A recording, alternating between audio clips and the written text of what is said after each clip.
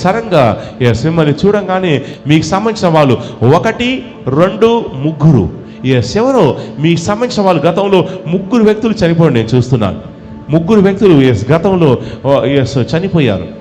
గతంలో మీకు సంబంధించిన వాళ్ళు చుట్టాలో ఎవరు చనిపోయారమ్మా? 3 అంటే ఒక ఆయన బతికిండు, కారెక్కలు పోయి, 2 చనిపోయారు. మా భర్త, మా పెద్ద కొడుకు. మీ భర్త చనిపోయాడా? మా కొడుకు, మీ పెద్ద కొడుకు చనిపోయాడు. ఇంకో వ్యక్తి ఎవరు? ఇంకో ఎత్తి నడిపాయన, ఆయన చనిపోయాడు. దేవుని నమ్ముకుంటేనే బతికిండు ఆయన. చనిపోవాల్సిన వ్యక్తే, కానీ లాస్ట్ మూమెంట్ లో దేవుని నమ్ముకున్నాడు. నమ్ముకుంటే అతను బ్రతికాడు. అవునమ్మా? చావాల్సిన వ్యక్తి బ్రతికాడు. అవునమ్మా? అయితే 3 వ్యక్తులు చావాలి. 3 2 చనిపోయారు. 3వ వ్యక్తి కూడా చావుకు సమీపించాడు. కానీ లాస్ట్ మూమెంట్ లో ప్రభువు తిరిగాడు.